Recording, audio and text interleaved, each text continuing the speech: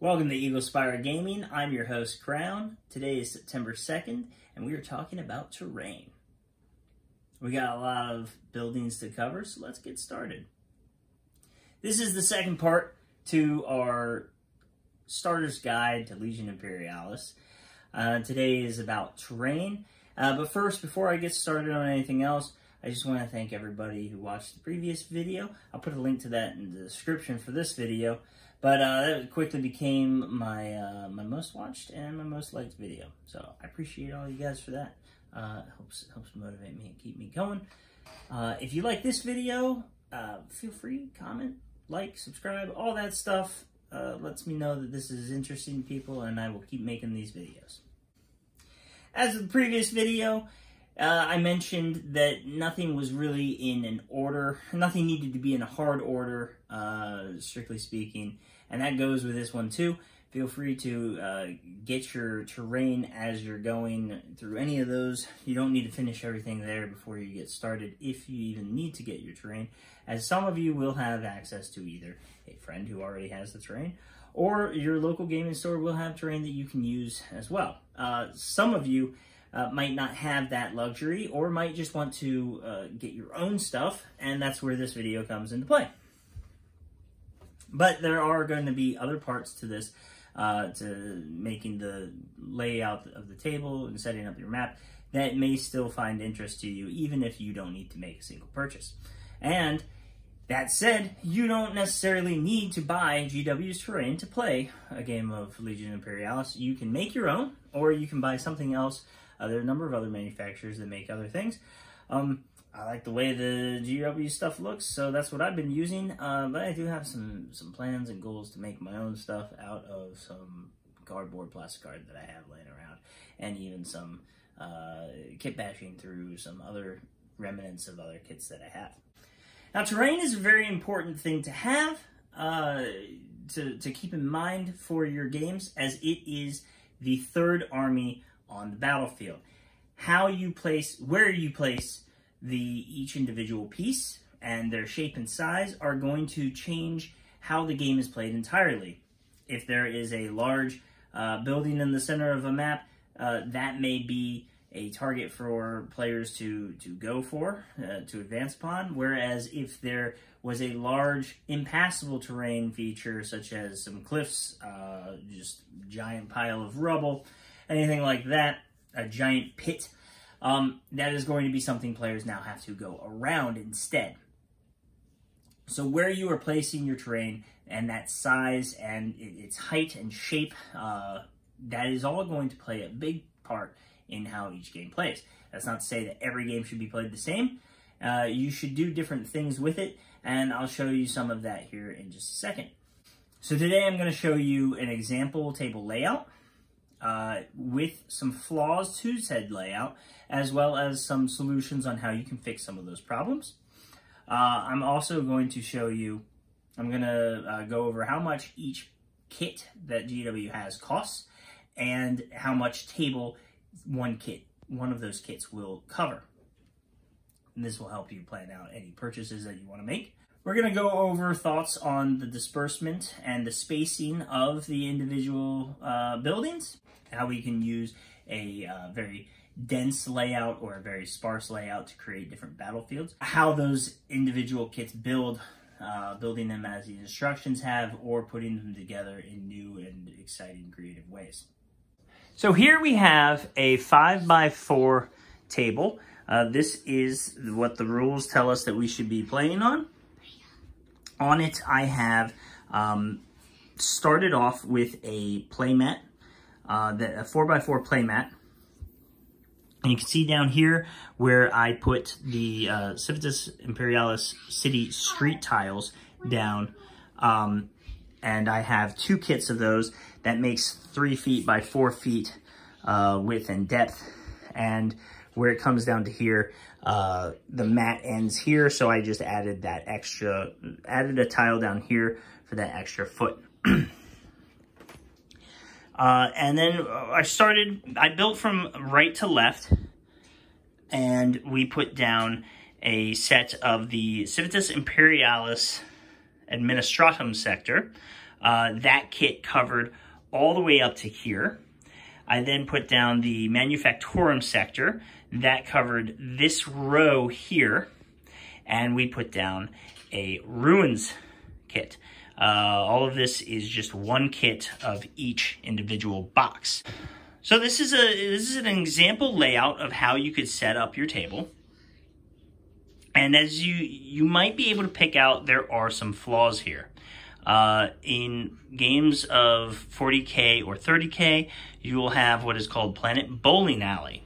And we have one of those running right down the center, and a second one right next to it. A little bit of blockage here to cover one of the deployment zones. But there's another lane, and it kind of gets better over here, but there's another lane there. So that corner to that corner will not be very fun to deploy units in. But you're probably not going to have that issue too much on those sides. Over here, I did put some buildings to block that, so you can deploy back here and you won't be able to see down there. But again, we have this street, and it is not blocked at all by anything. People can shoot from one end all the way down, almost all the way down to the other. You put some missile launchers in this building here, and it is just a firing alley. We even have the same issue going down this way 3 times. It gets a little bit more blocked by the ruins out there because, and what this issue is being created by is these city streets. Very many of them are going from, are just going straight down the middle of the tile. You have a street. And the only time that's not the case is where we have these straight paths and the T intersections where one side has this. So our first solution to stopping this firing from one end to the other is to place our T intersections and our straight pieces so that they come across each other, so they run opposite, perpendicular to the rest of these streets, and they come out and they make this. Now, if I put this section here up here more, we would be blocking off the middle of this map. I could even repeat it again over here, and you can change the direction of these streets to run this way so that you can block that. But you're still going to have that issue running one direction or the other. You're going to have to be real creative, real specific with where you're placing your streets to get them to create this section, this piece here, these segments like that, blocking in all the blocking fire from everywhere. Another way to stop that issue is, so it's the issue is the street. And what I'd like to see, GW, if you ever decide to watch my lowly little channel here, build a street, build a tile where the street goes from here to here and here to here. I can put a building right here in the center. That'd be awesome. You can even do it where you don't have the street there, but you have it here. You just build it like that, and then you know, if you turn it, you get all the different directions. But yeah, make some of those, make some curves, make some other stuff, make a corner piece where we don't have that and that. That'd be great. So another way to create that, because what's happening is you don't want to put this building here. That would block it. That'd block our line of sight. But now you have a building in the middle of the street. So what you're going to have to do, if you're using these tiles, one solution: don't use the tiles. Other solution, I like the tiles. They look nice. I have fully painted the Realm of Battle Sector Imperialis for 40K. It's 6 tiles, each tile 2x2. So you know, the equivalent of 4 of these things for each individual one, and that'll have a street on it. And I think it's just T intersections and lines. I don't think they have a single crossroad in it, 4-piece. But they have. It's actually just 2 different. I think it's 2 different pieces each. It's three of 2 different pieces. But so your other solution, how to get rid of this road issue while still using these streets, is to create a piece of terrain that is a building that has collapsed.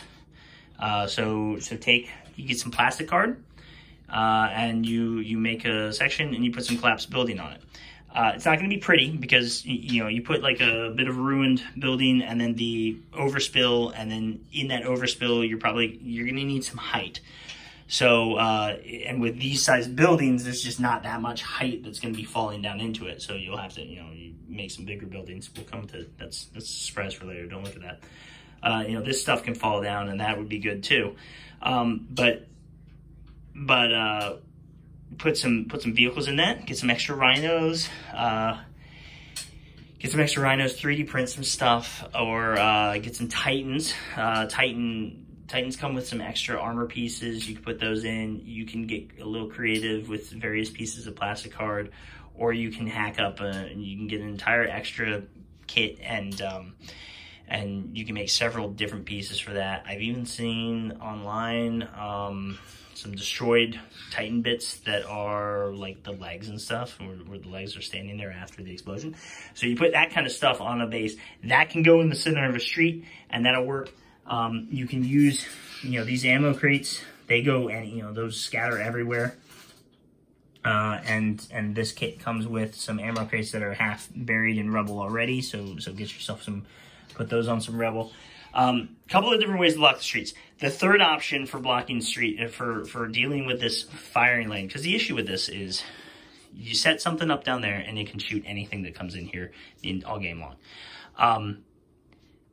The real issue with this is when you have a you go, I go game mode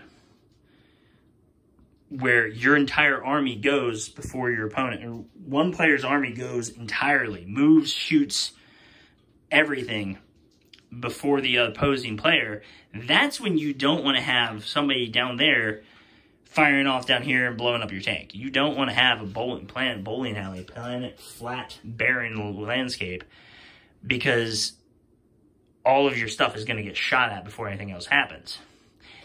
This game is not you go, I go. This game is alternating activations. So my tank might start here, and you can see them. But what's going to end up happening is, turn one, you might go first. I can then move. And I can do that across the board. I can move up into these areas. I can get to other places. I can leave some of them in the open to shoot at you, and your first unit might shoot some of my tanks. My second unit will shoot some of your tanks. It's an issue, but it's not a huge issue. We can play around that. Not every game should have, you may not want that every game. You shouldn't not have it every game though. A little bit of mix and match in what you do. Some of your games are going to be played where you have, just this barren landscape, and you have the tall mountains of crags and stuff, and maybe 3 buildings in the entire table. That's a valid map. That's a valid table. Some planets are going to be ARG worlds, agriculture worlds, where it's just forest. Play that game. You're going to use a lot less buildings for that. Problem number 2 with this table, there is a lot of buildings, and you may not want to play that every single time. You may want to take some of these buildings out. If you get rid of all of that, you spread some of this down, you stack some of these buildings up, you're going to see that it's a lot more open. You're going to have, put them in tighter clusters, really, so that you still block line of sight for things, but there's not as much for the infantry to run rampant on. There's a lot of cover over here. There's a lot of garrisonable buildings down here. This game is going to play very different than a game that doesn't have as much of these buildings. Destroy some of these, put more ruins on over here, and you're going to see that the infantry is going to have a lot harder of a time in leapfrogging from building to building and working their way up. I'd still play this. I just wouldn't want to play this every single time. The way I laid this out, I did have it there's not as much fire lanes going down this way from corner to corner. I was able to place that out, and that's again because the streets are straight. If they were angled a little, if they were on diagonals, that would be different. It'd be a different story. So how much does each of these kits cost? As I said before, this is the Civitas Imperialis Administratum sector. This is the Civitas, this is the Manufactorum sector, and this is the Civitas Imperialis ruins. This first kit here is $170. They also make this kit, it includes all of this. They also make this kit, there is a smaller version of it, which has this building, and, you know, these are the same buildings. Two of these, two of those, and two of these guys, right? Right there. That is one kit, and it costs $52. They also make these spires. They cost $44. Civitas Imperialis Administratum sector is 4 of these and 1 of those.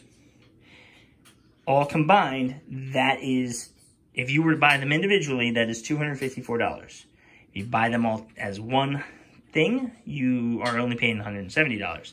So pretty good deal. It gets a lot of terrain. I don't think I'd, unless I just really was only dipping my toe into it, I don't think I'd buy the individual kit. Over here, we have the Manufactorum sector. This kit existed for back in Adeptus Titanicus. It's the more recent kit that they came out, that they relaunched for Legions Imperialis.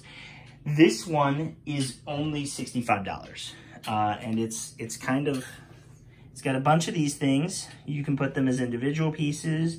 You can put them on a base together. You can make a little building, little cluster of things with them. They're a lot smaller. They don't really cover very much. They don't cover very much. These things are the better pieces here. These things, and I really like the armored containers. It comes with 4 of them. I can take that one out if I wanted to. These bits come off.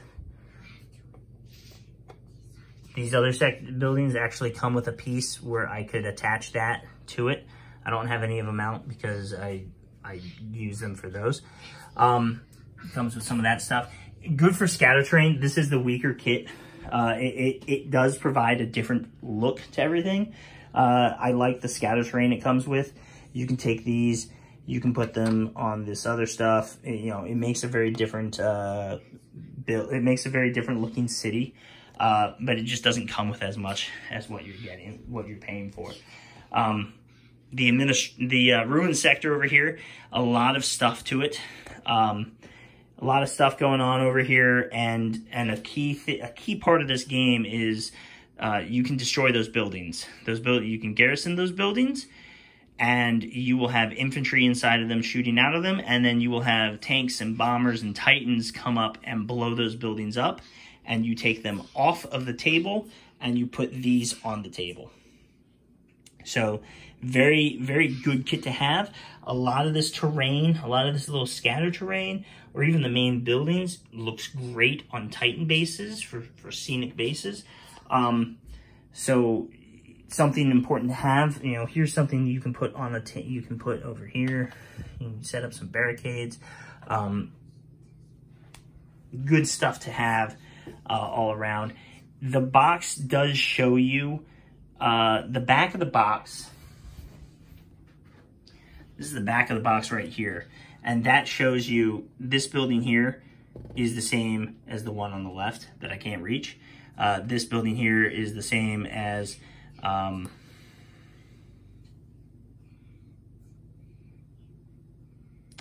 not really sure now. That building in the middle is the same as the one on the left. This building right here is the same as, some of them appear to be duplicates, but it doesn't build, the instructions for it don't have you build the duplicates. These two are actually showing different buildings, which is good because that's what it builds. But it's showing you this building is the same building as that one on the flip side. So it doesn't build exactly what it shows in the box. It does build that number of buildings, but those buildings will be, it builds that many models, right? Call each building a model. That is a model, that is a model, that is a model. It builds the right number, it shows the right number, it just doesn't shows you 2 of these when really it's this and that. And you won't be able to build that following the instructions properly, because this building, or one of these buildings over here, like the second or third building that you build, you start using pieces from the second sprue. You're already using, you know, they've got 2 sprues, but it's the same sprue duplicated, and you're already using pieces from that second sprue. So nice bit of terrain. Another problem that it has, though, they don't have enough doors. This building here, no doors on that side, no doors on that side, no doors on that side, and no doors on the last side there, right? No doors. I'm trying to focus in on that. But what you can do is you can put it on here, and now it really doesn't need a door. They came in from below, but just an example there of a small hiccup with the kit. Otherwise, great kit. I love it. I'll get another one just so I can take off some of these and start them off with well, so I can have a battlefield like that, but then I can take some of these off to replace with destroyed buildings.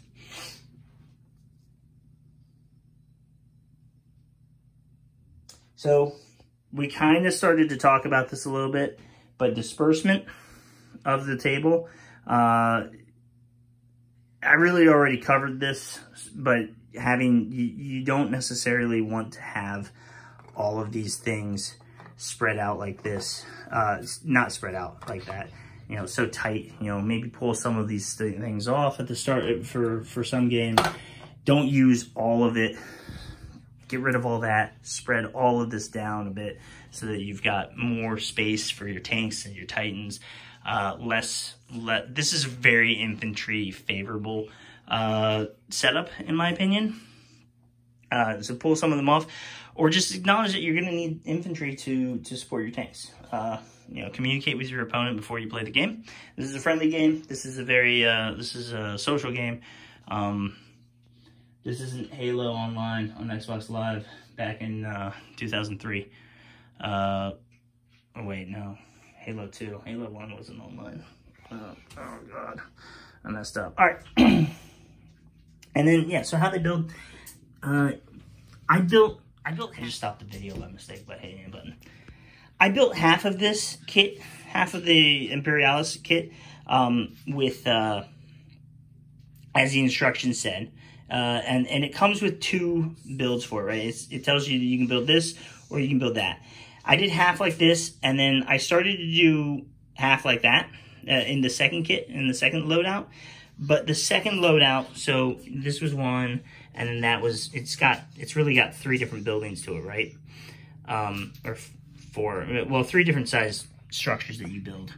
You got this size structure, you got this size structure, and then you got this size structure, right? But you can put these you can stack them up. And what they do at the end of the instructions is it says to, you know, come like this and put that there, and then come back here and put that there, and then put this one on top, right? And so it says, hey, look, there you go, right? Cool.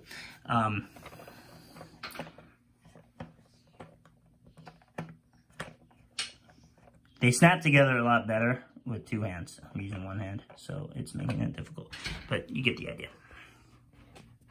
So the second building, you know, this is the first building, and you build that or that. The second building is this, or and you make 2 buildings. You make this one and this one, or you make this one. So I started doing that, and it wants it wanted me to put this with the second size with the third size on top. I started doing that, and then I said, you know what's really cool? L shapes. So I made some L shapes. I really like that I started building each of these. And I built this kit the way the instructions told me to for my first. And I bought 1 set. I built it the way it told me to. I bought 1 set. I built it the way it told me to. Helps with you know, getting an idea of what everything's going to be. But this kit here, I don't have any buildings that have that shape to them. I don't have anything that long to them because that's not what that kit built. The ruins don't really build what you've got going on. I don't have any of that. So some of these don't really work for replacing these buildings when they get destroyed. So what I'm gonna do with the second kit is make them in the right shape to cover those. And what I'll do with a second kit of those is make them in the right kit to cover those, for those to fill in. And another thing you can do with a second kit is you can create these really tall, cool pieces here. All three of these came from one kit. I still have a bunch of these little ones to go. I've actually got a bunch of this size stuff too.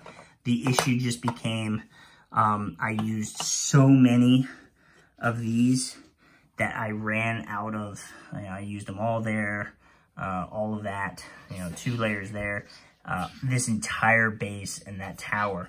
I ran out of, I wanted to put another one of those there. I ran out of them. I ran out of anything but these doors, and I can't really put a door here because it leads to nothing. And I ran out of anything other than, this is actually 2 pieces. This is 2 space. This is 1 piece that's 2, a width of 2. And I can't really put that here going that way. So I got a whole bunch of those. I don't quite, I almost have the same issue with this sized piece, but not yet. I kind of still have it. And here's what I think you should be doing. Something you should be doing, either make it so that these are stackable, like they have you do in the instructions. All those 3 pieces and 4s and that L curve, the L-shaped building, they don't really stack onto these other bases, and they don't really work for stacking so well. But you need to stack them because your tanks and your infantry are going to be blocked. They're going to have their vision blocked, their line of fire blocked by any building you put on the table. But these Titans, these Warhounds, can see right over that first level. But they can't see over that stacked level. This Warhound cannot see the other Warhound right there. That Reaver can. That Reaver can see over his building. He wouldn't really be able to see over the second building, but he can see him now.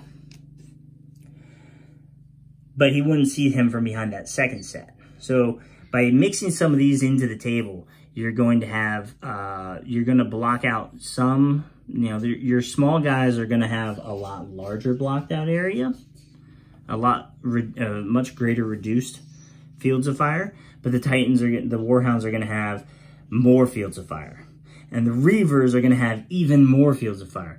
And the Warlords are going to have even more fields of fire. And then the War Masters, it's in the name, they're going to be able to see everything. Unless I put some spiky thing in some of these towers. I'm going to put this up here. And then they can't see over that.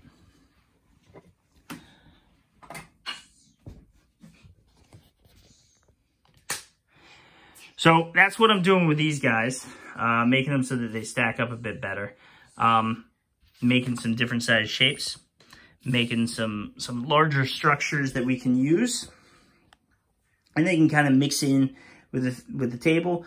I might need to get, I'm thinking, for an all-city terrain, I'm thinking I need 1 more kit to help me finish out this guy for what I want him to be. It'll help me, and I can build maybe, probably, another 2 more and have a few more things to just kind of, a few more little things that I can spread out to if I want to do that dense terrain. And then I can sprinkle the, a big one there, a big one there, a big one there, and, maybe another big one here. And now the Titans can't quite see everywhere that they look. They'll have a little bit of, something that they've got to pick their way through. For some games. Again, you don't want that in every single game. So, what do you think? Did I miss anything? Is there anything else you'd like to see about the terrain? Do you want to see me make some custom stuff with terrain? That's custom, but, more custom. Let me know. Comment. If you like the video, subscribe. Subscribe and like. All those tasty things that YouTube wants you to do. So stay tuned for part 3. This has been Eagle Spire Gaming. Thanks for flying by.